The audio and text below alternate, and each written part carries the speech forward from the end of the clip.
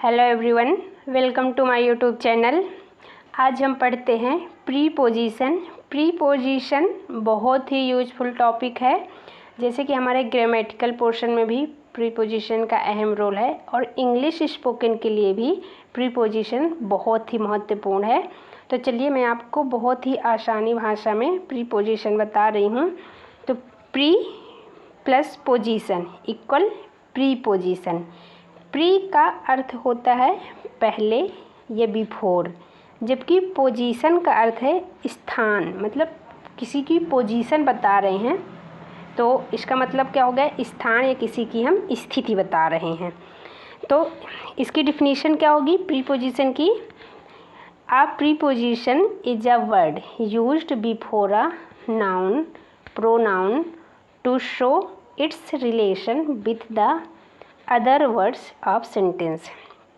इसका मतलब ये हुआ कि प्रीपोजिशन एक वर्ड है जो कि कहाँ यूज करते हैं, नाउन प्रोनाउन के पहले ये शो होता है और ये रिलेशन बताने के लिए दूसरों सेंटेंसों में यूज होता है।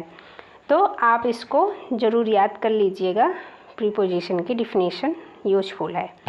नेक्स्ट है, मैं आपको एक एक करके बता रही हूँ। प्रीपोजिशन वैसे तो बहुत होते हैं, मैक्सिमम जितना हो सकेगा मैं आपको बता रही हूँ और आप एक एक करके इनका यूज देखें। तो पहला है विदाउट। विदाउट का हिंदी मीनिंग होता है के बिना। जैसे कि हम किसी के बिना नहीं रह सकते या किसी के बिना कुछ काम हमारा नहीं हो सकता, तो उसका सेंस ये निकलता है विदाउट। वहाँ पे विदाउट का यूज करेंगे। तो एग्जांपल देखते हैं। आई can't do anything, I can't do anything your help. मैं तुम्हारी मदद के बिना कुछ काम नहीं कर सकता। तो इसको क्या बोलेंगे, I can't do anything without your help. Next example है we should not travel without ticket. हमें बिना टिकट के यात्रा नहीं करना चाहिए। तो यहाँ पे के बिना यूज हो रहा ना, तो यहाँ पे ये विदाउट का वर्ड यूज करेंगे। नेक्स्ट है विथ मतलब विथ का मीनिंग होगा साथ, किसी के साथ या से। वैसे तो विथ के बहुत सारे यूज हैं, तो मेन यूज इसका से और साथ में होता है। इसका दोनों अर्थ होता है। तो एग्जाम्पल के थ्रू मैं आपको बता रही हूँ कहाँ पे साथ यूज होगा, कहाँ पे से। तो जैसे कि वी आर विथ यू, हम तुम्हारे साथ हैं। किसी के जब हम साथ में रहते हैं तो वहाँ पे विथ, और जब हम कोई काम किसी से करते हैं तो वहाँ पे भी विथ यूज करते हैं, लेकिन उसका हिंदी मीनिंग से निकलता है। तो नेक्स्ट एग्जांपल है why do you always quarrel with her. Quarrel means क्या होता है, नया वर्ड है, आप इसकी मीनिंग ज़रूर याद रखें। क्वेरल मीन्स झगड़ना, ये जो लड़ाई होती है इसको झगड़ना बोलते हैं। तो एग्जांपल है why do you always quarrel with her, तुम उससे हमेशा क्यों झगड़ते रहते हो। अब यहाँ पास रिलेशन बता रहा है और उससे बता रहा, विथ हर मीन्स उससे, और यहाँ पे विथ प्रीपोजिशन का यूज हो गया, तो तुम उसके साथ क्यों झगड़ते रहते हो। नेक्स्ट एग्जांपल है he was shivering with cold. Shivering means कांपना, आपको वर्ड मीनिंग भी बहुत याद रखना है, क्योंकि वर्ड जैसे जितना जानेंगे उतना ही अच्छा रहेगा। तो वह ठंड से कांप रहा था। यहाँ पे वाज लगा हुआ है, तो वाज मतलब पास्ट का, शिवरिंग मीन्स कांपना। तो he was shivering with cold, वह ठंड से कांप रहा था। तो यहाँ पे क्या यूज हुआ, से। यहाँ पे क्या यूज हुआ था, साथ। ये साथ, यहाँ पे से। तो आपको से और साथ दोनों का मीनिंग अच्छे से समझ में आ रहा होगा, आई होप। नेक्स्ट है you should have cut it with a knife. तुम्हें उसे चाकू से काटना चाहिए था। किससे काटना चाहिए, यहाँ पे रिलेशन बता रहा है, किससे काटना, से का यूज हुआ है with a knife. Knife means चाकू। तो ये आपको समझ में आ गया होगा।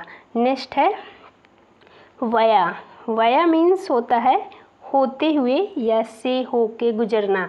जैसे कि कोई किसी के थ्रू होके गुजरता है या होते हुए, तो वहाँ पे वाया प्रीपोजिशन का यूज करते हैं। एग्जाम्पल है this train goes to Mumbai via Kanpur. यह ट्रेन कानपुर से होते हुए मुंबई जाती है, मतलब कि कानपुर से ये गुजर रही है और फिर मुंबई पहुंचती है, तो वहाँ पे वाया प्रीपोजिशन का यूज होगा। नेक्स्ट है I came to know about you via my brother. मुझे तुम्हारे बारे में मेरे भाई से पता चला, मतलब कि किसी के बारे में किसी के थ्रू उसको पता जब चलता है किसी को, तो वहाँ पे वाया प्रीपोजिशन का यूज होता है। नेक्स्ट एग्जाम्पल है corona spreads via physical contact. जो कोरोना था वो शारीरिक संपर्क से फैलती है, तो यहाँ पे भी वाया का मतलब कि जो किसी के संपर्क या किसी से होते हुए वे गुजर रहा है, तो वहाँ पे वाया प्रीपोजिशन का यूज होगा। नेक्स्ट है अपॉन। अपॉन और ऑन प्रीपोजिशन भी होता है, बट मैंने अपॉन लिया है क्योंकि अपॉन बहुत कम लोग बताते हैं, और ऑन का यूज ऑन प्रीपोजिशन तो बहुत ही मतलब कि सिंपल है कि किसी के ऊपर जब कोई चीज़ टच में रहती है वहाँ पे ऑन का यूज करते हैं। और लेकिन अपॉन का यूज बहुत ही गतिशील अवस्था में, लेकिन ऑन का ये ऑन से ही बना है अपॉन, लेकिन ये किसी के ऊपर के अर्थ में होता है। इसका हिंदी मीनिंग क्या होता है? पर या के ऊपर, पर या के ऊपर। आप इसे के स्थान पर स्थिरता को दिखाने के लिए अपॉन या ऑन का यूज करेंगे।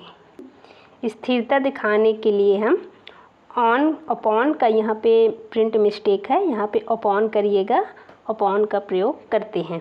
एग्जाम्पल है keep these books upon that table. ये किताबें उस टेबल पर रख दो, मतलब कि उसके ऊपर रख दो, किताब टेबल के ऊपर रख दो, तो उस सेंस में हम अपॉन वर्ड का यूज करेंगे। नेक्स्ट है don't talk to me upon this topic. इस टॉपिक पर मुझसे बात मत करो, मतलब कि किसी के बारे में या किसी के ऊपर जो चीज़ रखी हुई है, ऐसे सेंटेंसों में हम अपॉन का यूज करते हैं। नेक्स्ट एग्जाम्पल है there were some books upon. यहाँ पर क्या होगा? अपॉन। यहाँ पे प्रिंट मिस्टेक है, sorry for that. Upon the table. Table पर कुछ किताबें थीं। किसके ऊपर थीं? किस टेबल के ऊपर थी, मतलब कि पूरी तरह से वो टेबल पे स्थिर थी, तो ऐसे सेंस में हम अपॉन प्रीपोजिशन का यूज करते हैं। नेक्स्ट है इट डिपेंड्स अपॉन यू। यह तुम पर निर्भर है। डिपेंड्स मीन्स निर्भर रहना। It depends upon you. यह तुम पर निर्भर है। नेक्स्ट है up to. Up to preposition भी बहुत ही यूजफुल है। तो अप टू का हिंदी मीनिंग क्या होता है?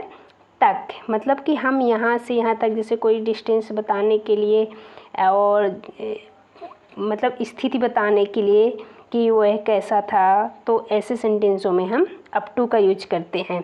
जैसे कि 500 तक स्टूडेंट्स इस हॉल में बैठ सकते हैं। इतने का मतलब डेस्टिनेशन बताने के लिए यूज होता है। Up to 500 students can sit in the hall. मतलब कंफर्म नहीं है, बट इतने तक, ऐसे नहीं बोलते हैं कि आप इतने तक ऐसा हो सकता है, तो ऐसे सेंटेंसों में हम अप टू का यूज करते हैं। He was very well up to yesterday. वह कल तक बिल्कुल ठीक था। उसकी पोजीशन बता रहा है कि ये कल तक बिल्कुल ठीक था। It is up to me to succeed and fail. सफल या असफल होना मेरे हाथ में है। सफल या असफल होना मेरे हाथ में है। नेक्स्ट प्रीपोजिशन है हमारा अंडर। बहुत ही यूजफुल है ये। अंडर मतलब किसी के नीचे। अंडर मीन्स नीचे, अपॉन मीन्स ऊपर। मैंने आपको अपॉन को बताया, मतलब जब कोई चीज़ किसी के ऊपर स्थित होती है तो वहाँ पे अपॉन। अंडर मीन्स जब कोई चीज़ किसी के नीचे स्थित होती है तो वहाँ पे हम अंडर का यूज करते हैं। एग्जाम्पल के थ्रू आप समझिए। एग्जाम्पल है हमारा why are you sitting under the table. जैसे कि हमारी कैट है या कि कोई चीज़ें हैं जो कि हमारे टेबल के नीचे बैठ जाती हैं, तो आप उनको ऐसे बोल सकते हैं, why are you sitting under the table, मतलब कि उसके अंडर में टेबल के नीचे बैठे हो, तुम टेबल के नीचे क्यों बैठे हो। नेक्स्ट है, we stood under the roof till it stopped raining, बारिश रुकने तक हम छत के नीचे खड़े रहें, मतलब कि लेकिन छत के अंडर में ही है ना, तो छत के नीचे ही हैं, तो वहाँ पे हम अंडर का यूज करेंगे। नेक्स्ट है, the river is flowing under the bridge, नदी पुल के नीचे से बह रही है, तो वहाँ ऐसे सेंटेंसों में हम अंडर का यूज करेंगे। नेक्स्ट है, टू वर्ड्स प्रीपोजिशन बहुत ही यूजफुल है। जैसे टू वर्ड्स मतलब की ओर या दिशा में या के प्रति हम ऐसे सेंटेंसों में हम टू वर्ड्स का यूज करते हैं। एग्जाम्पल है, he leaned towards me and said something, वह मेरी तरफ झुका और कुछ कहा। Two words, he leaned means झुकना, झुकना, वह मेरी तरफ झुका और सैड समथिंग, और कुछ कहा। नेक्स्ट है, we are going ahead towards home, मतलब कि अहेड हम घर की दिशा में आगे बढ़ रहे हैं, टूवर्ड्स मतलब ये 3 इसके हिंदी मीनिंग होते हैं, ये ध्यान रखिएगा, की ओर, दिशा में या के प्रति, वो अलग अलग ये एग्जाम्पल हैं, आप एग्जाम्पल से रिलेट करिए। नेक्स्ट है, दे रैन टूवर्ड्स ईच अदर, वे एक दूसरे की ओर दौड़े। दे रैन मीन्स दौड़ना, टूवर्ड्स मतलब कि के प्रति या के की ओर, एक दूसरे की ओर, जहाँ पे की ओर का वर्ड आए, की दिशा में, की तरफ, ऐसे में हम टू वर्ड्स का यूज करेंगे। नेक्स्ट है, टू मतलब ये टू प्रोपोजिशन, ये तो नॉर्मली बहुत ही हम बेसिक अपने नॉर्मल स्पीकिंग में भी टू का यूज करते हैं। जैसे I am going to school, I am village to you, ऐसे में हम बहुत यूजफुल है ये टू।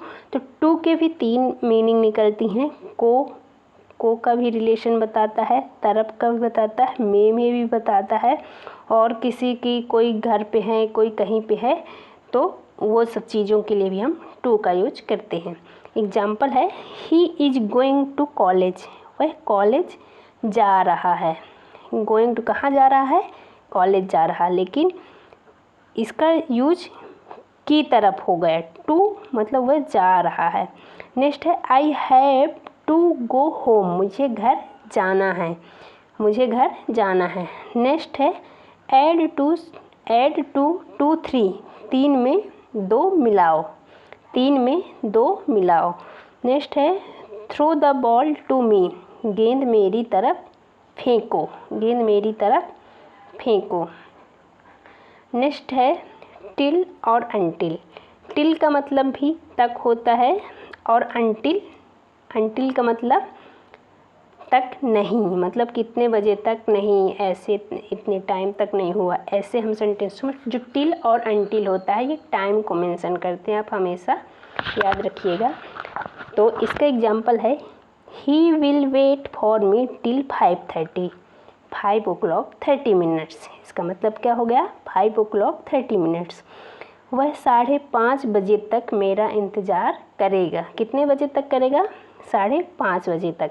तो जो टिल हमारा पॉजिटिव है और अनटिल निगेटिव सेंटेंसों में यूज करते हैं, तो टिल का यूज यहाँ पे इसीलिए करेंगे क्योंकि यहाँ पे नहीं वर्ड का नहीं यूज हुआ है। नेक्स्ट एग्जाम्पल में नहीं वर्ड का यूज हुआ है, जैसे कि I can't finish this work until Monday, मतलब कांट नॉट आ गया ना, नॉट तो हमारा निगेटिव हो गया, तो नॉट के लिए हम अंटिल का यूज करते हैं और पॉजिटिव सेंटेंस के लिए हम टिल का यूज करते हैं। तो मैं यह काम सोमवार तक समाप्त नहीं कर सकता, नहीं वर्ड आया है तो वहाँ पे अंटिल का, और टिल का पॉजिटिव सेंटेंस, बस इन दोनों में यही डिफरेंस है। टिल जो होता है पॉजिटिव सेंटेंस में यूज होता है और अंटिल हमारा निगेटिव सेंटेंस में। और दोनों टाइम से रिलेटेड होते हैं। इसमें टाइम या कि वीक, संडे, मंडे ऐसे करके कुछ ज़रूर मेंशन किया होगा, तो वहाँ पे टिल और अनटिल का यूज होगा। नेक्स्ट है स्टे हियर अनटिल आई कम, यहीं रुको जब तक मैं नहीं आ जाता। मैं नहीं आ जाता, नहीं वर्ड का यूज किया गया है, मतलब कि यहाँ पे अनटिल का यूज होगा। नेक्स्ट एग्जाम्पल है थ्रू। थ्रू मतलब में या से होकर, नहीं बोलते कि हम आपके थ्रू ऐसा कर लिया, आप नहीं होते तो आपके थ्रू नहीं हो पाता, आपके थ्रू हुआ। तो थ्रू मतलब किसी के द्वारा या किसी से होकर। एग्जाम्पल है the same thought is running through my kind, मेरे दिमाग में भी वही विचार घूम रहा है। मेरे दिमाग में भी वही विचार घूम रहा है। नेक्स्ट है we went through the forest, हम जंगल में से गए। हम जंगल में से गए। नेक्स्ट है दे आर वेट थ्रू, वे पूरी तरह से भीग गए हैं। वो किस तरह से? पूरी तरह से, मतलब किसी की स्थिति बताने के लिए भी हम थ्रू का यूज करते हैं, और वो किसी के थ्रू गुजरे या किसी से होकर गया कोई चीज़, तो वहाँ पर भी हम थ्रू का यूज करते हैं। तो आई होप आपकी ये प्रीपोजिशन 10 मैं बहुत ही आसान भाषा में आपको समझाने की पूरी कोशिश करी हूँ। तो अगर आपको वीडियो पसंद आए तो वीडियो को लाइक करें, और thanks for watching and subscribe my YouTube channel.